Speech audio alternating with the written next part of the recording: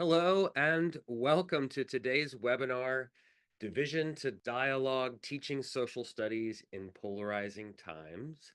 This series is brought to you by the National Council for the Social Studies and Inquire Ed. Now, the National Council for the Social Studies is the largest professional organization in the country devoted to social studies education.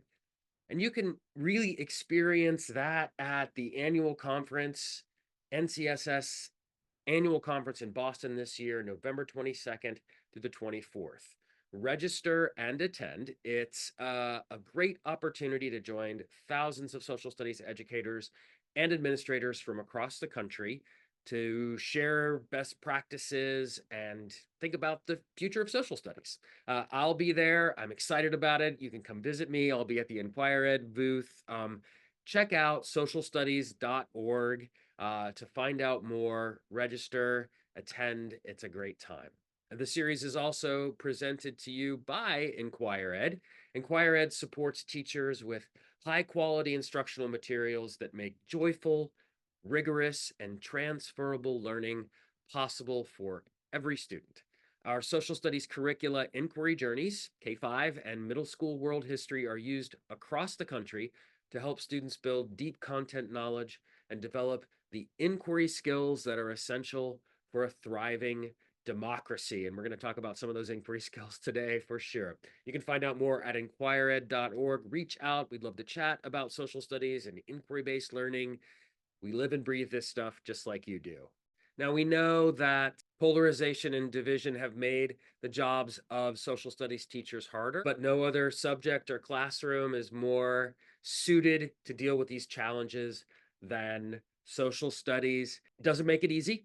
It's a craft, it's a life's work, and Dr. Judy Pace, our panelist, has spent her career examining classroom teaching and curriculum and its relationship to diversity, democracy, and socio-political context. She's professor emerita at the University of San Francisco School of Education, and her latest scholarship explores how pre-service teachers in polarized societies, including the United States, Northern Ireland, Bosnia and Herzegovina, and South Africa, are prepared to teach controversial issues. Well, Judy, it's so great to have you here today with us. Thank you for joining us. Thank you so much for inviting me to be part of this terrific webinar series. And I'm really glad that we're kicking it off because I think it will be most helpful at the beginning of the year. Yes, absolutely. So we're here to discuss division, moving from division to dialogue in our classrooms, and you have a framework for teaching controversial issues that can help teachers with this challenge.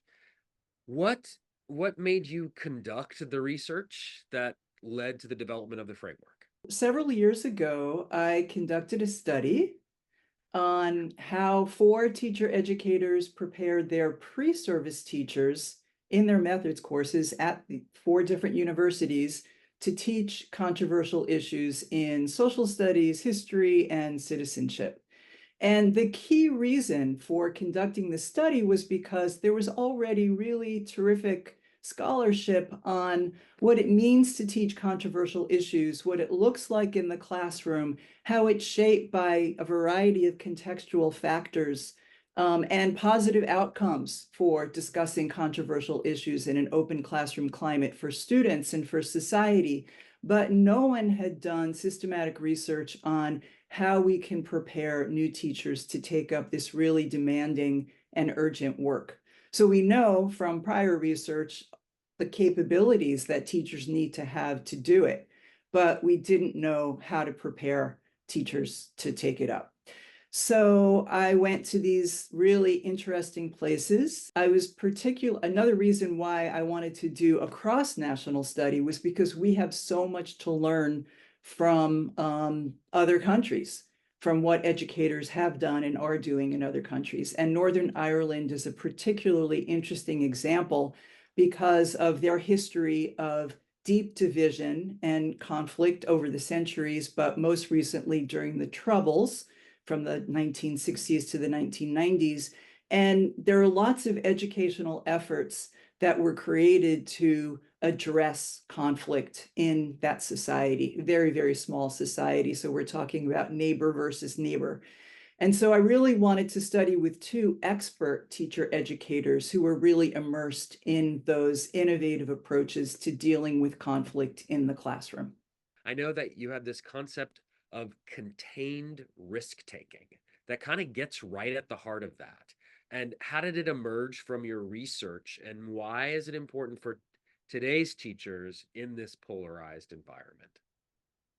Thanks for that question. Yeah, so my grounded theory centers on the concept of contained risk taking. This is an article based on a study that was done in 2005. Allison Kitson and Alan McCulley did interviews of history teachers in Northern Ireland to find out about what their aims were for teaching history and how they went about it.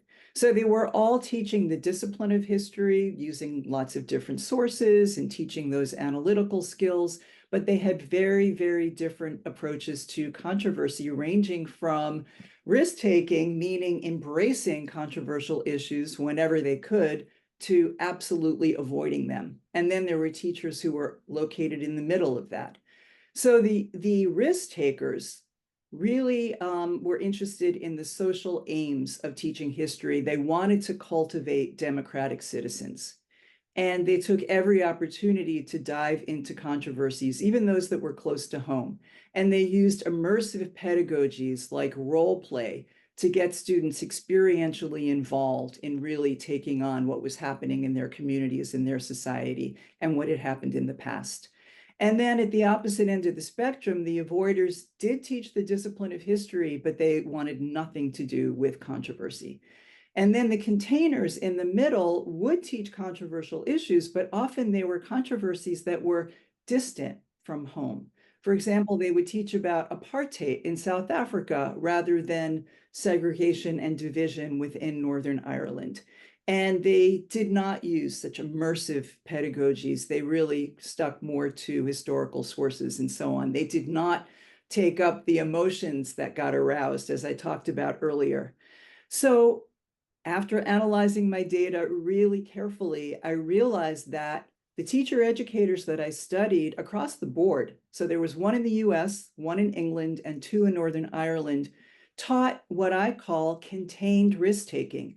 They were preparing their student teachers to explore controversy with their students through inquiry and discussion, but they taught them many strategies for containing the risks that can accompany teaching controversial issues. So I think it's important to let's name those risks. And, several years ago, we thought that it was risky. And now, of course, it's become all the more so.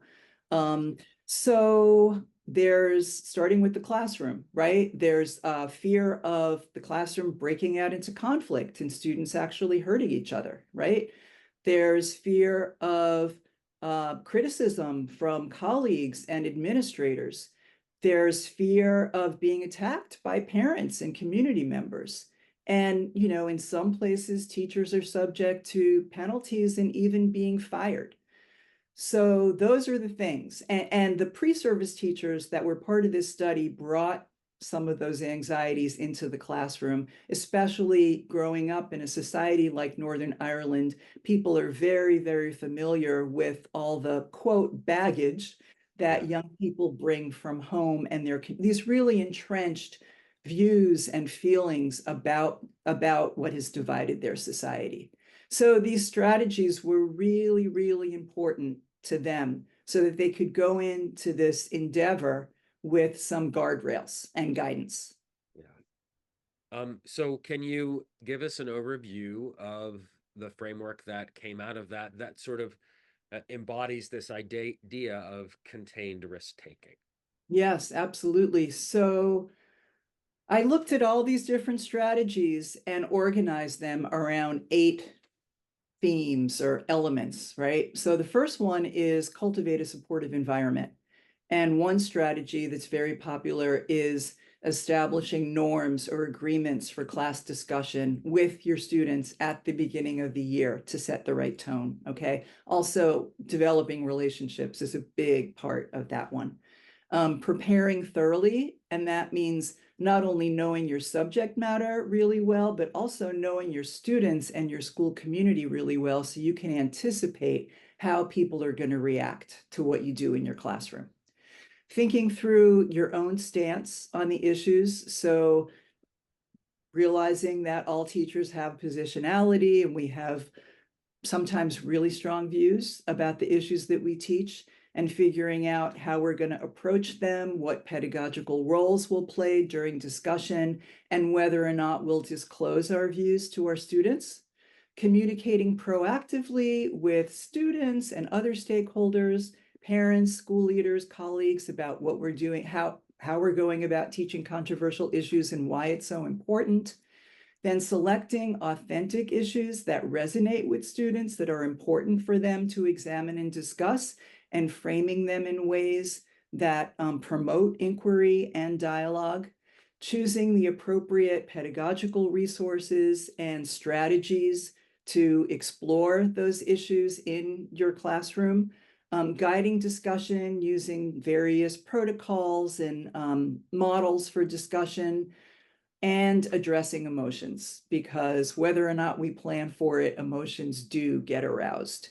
And so providing safe spaces to process emotions, having de-escalation strategies when things do feel like they're getting out of control, and so on. So all of these kind of form this holistic framework.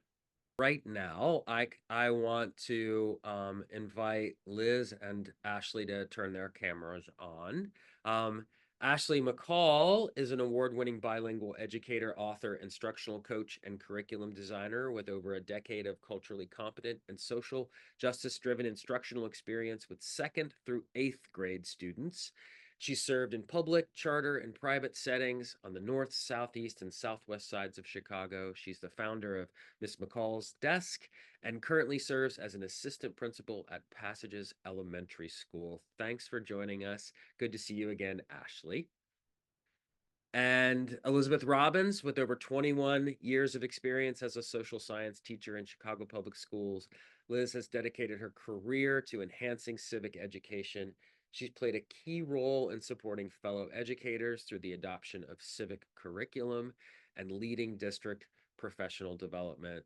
Liz, so great to have you here today. You can both unmute yourselves too, so we can hear you when you respond.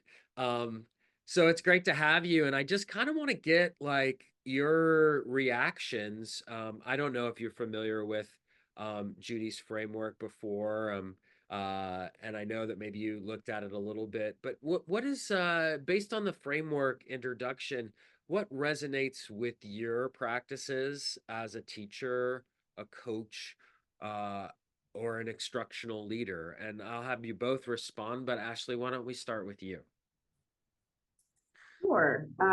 Thank you for having me. I love being a part of these conversations. It's such a privilege, and I love seeing just the range of participants. It's always very exciting and encouraging, because when we think about difficult conversations, and we're often feeling right now like we are in silos and we can't have conversations across states, let alone maybe, across streets. So really grateful to be here. One of the words that stuck out to me as Dr. Pace was introducing the framework was very early on was the word craft, right? Like, this is a craft. And like any other skill set or craft, it's something all of us have the capacity to learn and build.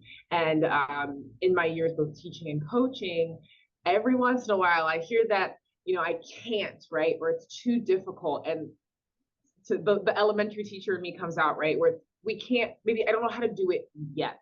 And the question is then, what are, the questioning techniques, the relationship building steps that I need to take, and what is the framework or the culture that has to be built so that when it's time to have these conversations, we're not reacting or responding in the moment, but that we've really already laid the foundation to be able to have these conversations. So like any craft, I believe we can build it, and I'm very excited to have so many people who are eager to build it and help others develop this craft as well. So first, I just want to just appreciate being in community with everybody. I'm still sitting in my classroom. I know Miss McCall is still sitting in her office. And I'm sure for a lot of you, you are either right at the end of school or you're at night, because I see a lot of you are in Europe and, probably should be in bed by now. Getting ready and thinking about your students tomorrow. So I absolutely appreciate everyone being here and us doing this work together. So thank you so much for having me. And I look forward to hearing a lot of what you have to say, like in the chat. I absolutely agree with what Ms. McCall said. Like, it is absolutely craft, it is ongoing. I appreciate my beautician for making me look younger than hopefully the 21 years that I've been teaching shows, but it is absolutely something that I continue to work on and have worked on for many, many years with a lot of amazing people. And I think that I think that everything that Dr. Pace has in here is certainly spot on in terms of the different elements that that you need. I think that there may be some aspirational things that I would hope could be there as well. I think you talked about a lot of those challenges that we all face, whether that is worrying about how parents will respond or worrying how our students will respond or the community or our administrators. And so I think that that maybe it goes back to what we are all doing here, which is finding your people, right? Finding the people who can be there to support you, and they may not be in your building, but finding those people that may be in other spaces that we can build some community in order to stay strong in pushing through to this work. And although so today I teach US history and I teach government, and just today we had our first kind of Socratic seminar, and the students were kind of asking me, well, when are we going to talk about something that's even more controversial, and when are we going to talk about when are we going to do debate and things like that? And so I think that yay, because it's a long day and I take every ounce of excitement that I can get from my students. But B, I think that doing I know that you said it doesn't go in any order, and certainly I think all of these things are ongoing, but cultivating this environment with our students, being a community with our students, building trust with our students, and being certainly in a safe space. But I think just like those teachers that Dr. Pace mentioned who are risk takers, asking our students to be risk takers and also to trust that there is going to be space for everybody to be heard and that they need to be heard. I think if I were going to champion one, I don't know where everybody is in terms of starting the school year, but I work for Chicago Public Schools and we are in our second week of school. And so like, if I were thinking, what do I walk away with right now that can help build to those things? I would definitely champion that one. One of the things that I had you do, and maybe it gets to some part of what people are looking for, is bring a little bit of a problem of practice to today's webinar. And I asked each of you to do that. And Liz, could you tell us about our problem of practice, and then maybe we can hear a little bit about Judy's response. Ashley, I'd be happy to hear you weigh in, and then people from our chat as well. So what's the problem of practice you brought today, Liz? I know Dr. Pace talked about having issues that are controversial or have become controversialized over the course of, at least in the last kind of 4 or 5 years, things that we thought were closed topics and weren't really something that were kind of open or are now open topics. But I do think that there are some topics that I don't want to say are like third rail topics or topics that should be avoided, but that don't necessarily lend themselves to deliberation. They're not topics where you're looking for consensus, but they are topics that students care about. Earlier today, I said that my students were very excited about these furthering these discussions. And so one student said, well, when are we going to debate abortion? And I said, we're not going to debate abortion because for the most part, abortion and other topics like that are not ones where you get much movement, right? That's generally speaking, students tend to be very strong in their opinions, and they also tend to be very inflammatory, and they tend to do a lot of damage if they are seen as ones in which we're going to have kind of an open deliberation of some sort, let alone a debate. So I was wondering if there might be a framework to kind of delineate in choosing topics between ones that are really ripe for deliberations and one that might require a different format or framework that really focuses maybe on listening and understanding and less on trying to, come to policy decisions. That is such a great question. It's interesting because context matters so much, as we all know, right? So I'm thinking about, Diana Hess's book, Controversy in the Classroom, which opens with a classroom discussion on abortion. And that's in like the mid 2000s and in a particular place. And I certainly would. And they weren't having a debate. It was a discussion, but not a debate. So context does matter in terms of figuring out which are the really highly charged issues. So I'm going to refer to the work of my colleague, Eric Soto-Shed, because I think that the framework that he developed really speaks perfectly to this question. So Eric teaches at the Harvard Graduate School of Education. He's a social studies educator. And he does distinguish between issues that are highly charged and not highly charged, and also taking into consideration the students in your classroom. So which are the issues that really impact the students? And which are the issues that are not so impactful for your students? So for example, immigration policy. If you're in a school with a lot of newcomers, then you're going to want to be really sensitive to how you deal with the issue of immigration. So according to Eric's framework, for those really highly charged, impactful issues, right, you don't use deliberation, role play, the more immersive pedagogies.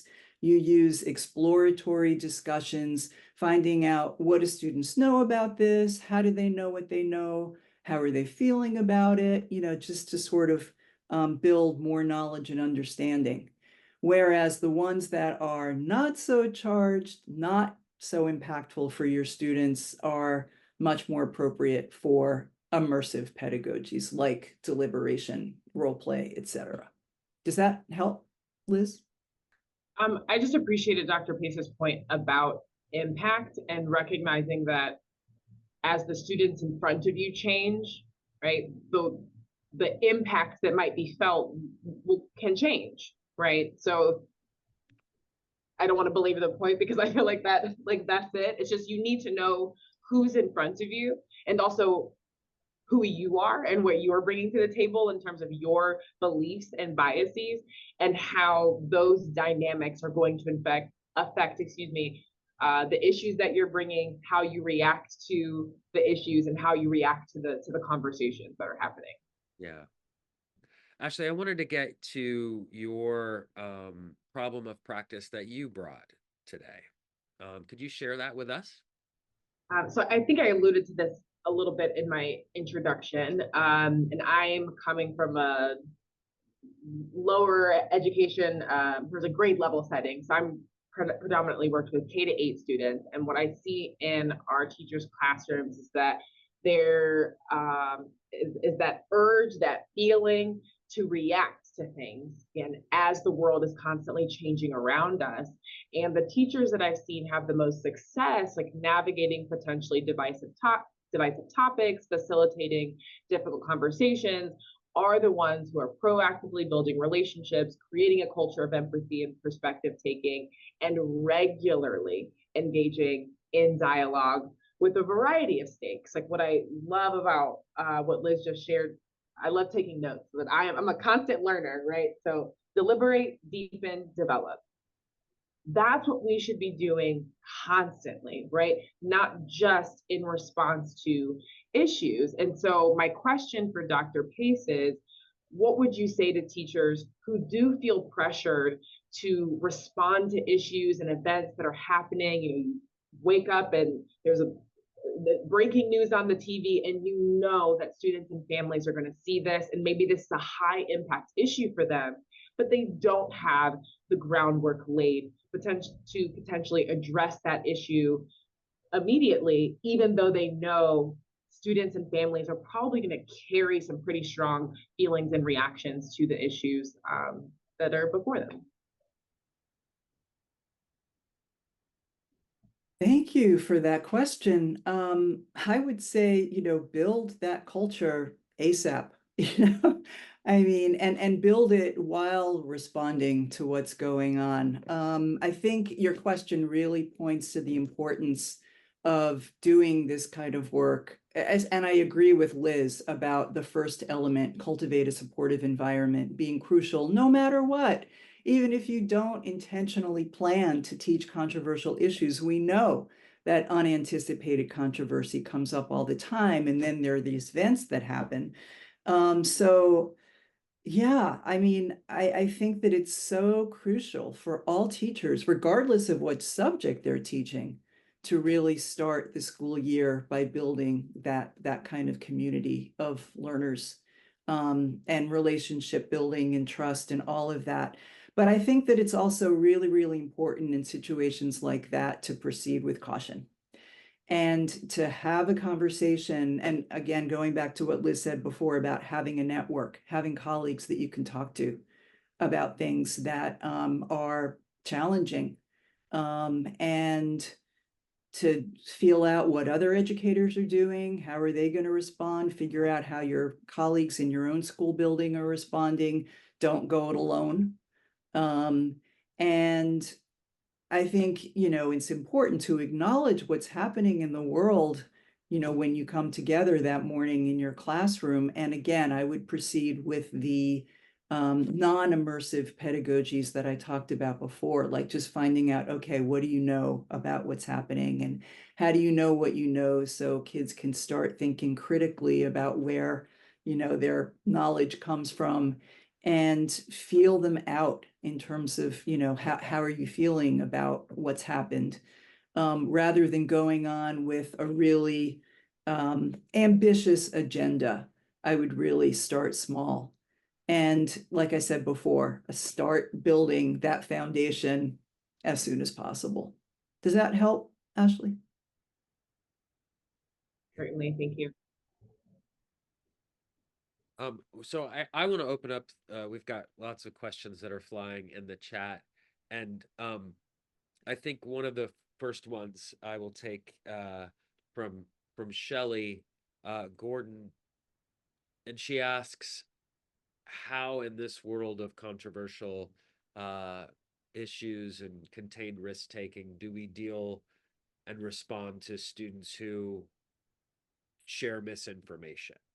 Well, I always say that teaching controversial issues is a fabulous entry point for teaching media literacy.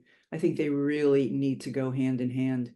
And also, that's why I like asking students, how do you know what you know? And normalizing that question, right? So that students get into the habit of backing up what they have to say with the source of their information. But I think, yeah, so having it part of the classroom, again, being proactive, bringing media literacy in before you get into really divisive issues, I think is key. But I will pass it on to others. And I just want to add some context there, because Shelley says, so how do you know what you know? Well, my dad told me, my mom told me. Like, it also can be, so there's this emotional aspect of like, oh, well, this is what my family believes. When it's, maybe I'll throw that into the mix too, Liz and Ashley, how do you respond to those kind of scenarios? Looks like Ashley's pointing to you, Liz, to go Oh, first. great. Thanks so much. So I would 1,000%, if I knew more math, but this is why I teach social studies. I would absolutely, with my heart and soul, agree with what Dr. Pace has said. I think that media literacy is like the crucial skill for the young people that I have in front of me, maybe more than any other, I'm sad to say, because I've been doing it for a while, generation that I have ever taught, um, is is giving them the skills to navigate their own feed and stream, and critically question the things that come up. I know somebody said about the panels giving out more carbon dioxide than coal, and I have heard way weirder things than that, absolutely, in my class. And I would say media literacy first, because I then think if you're already doing that, then when they're like, but my mom told me, then okay, absolutely, like, let's unpack that. Let's look, what do we know? How can we, how can we look and find the information that we need? Where can we look for trusted sources? um you know Things like that. But I would also, I think, add one more layer to that, and that is, you do not want to get into arguments with mamas, right? You're not trying to send any kid home, because that's not going to be a pleasant phone call. But I think that the other part is that, if along with building that community, I think this is what Ms. McCall mentioned earlier, and that is about identity work. Like, what is the identity work that you are doing about who you are as a teacher and what you are bringing to the classroom, and about your lived experience and biases, and allowing your students to also engage in that identity work as well, so that collectively, people not only have a much better sense of themselves, but you've also made yourself like vulnerable and a co-learner along with them. And so when you begin to say like, hey, let's unpack that, the reaction and response will not automatically be, why are you trying to question my mother? But instead, like, this is what we do collectively as a community, right? We have a shared body of verifiable facts that we work off of, and that's where we base our discussions in. Because otherwise it's a free-for-all, and emotions can run really high with that. So I guess I would just add that into the mix. This is who we are. This is how we deal with things. You can do that in, lower stakes and medium stakes. It becomes easier when it does feel personal. I would lastly add that it's important to remember the difference between misinformation and disinformation. And when issues are personal,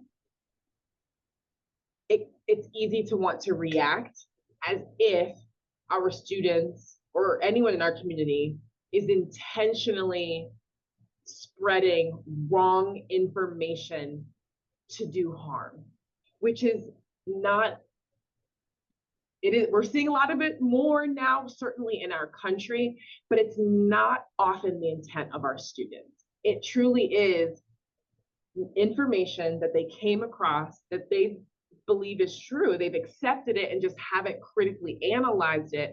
And if we react as if it's disinformation, we are breaking that trust, and it's going to be a lot harder to engage with conversations around, like, how do we know this is misinformation?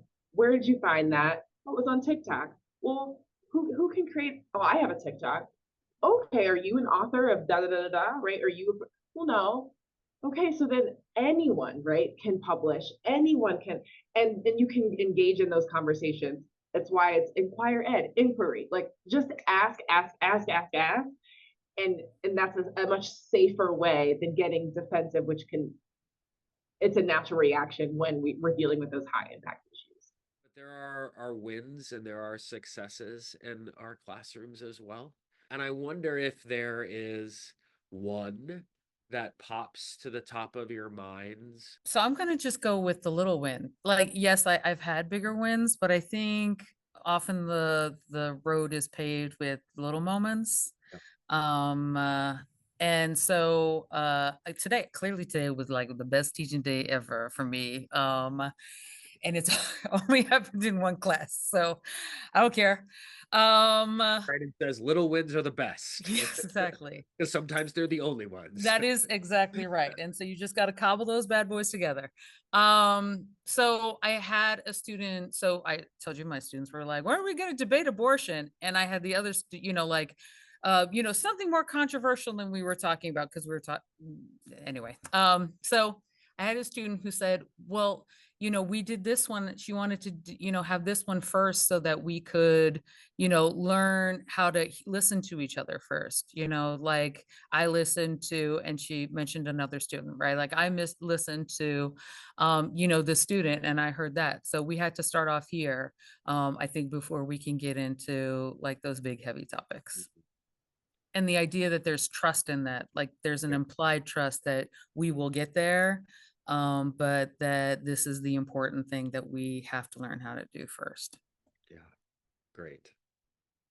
Judy or Ashley? Sure. I paused because like, which one? There's so many. So I'm actually going to drop a link to like an example lesson that I did several years back.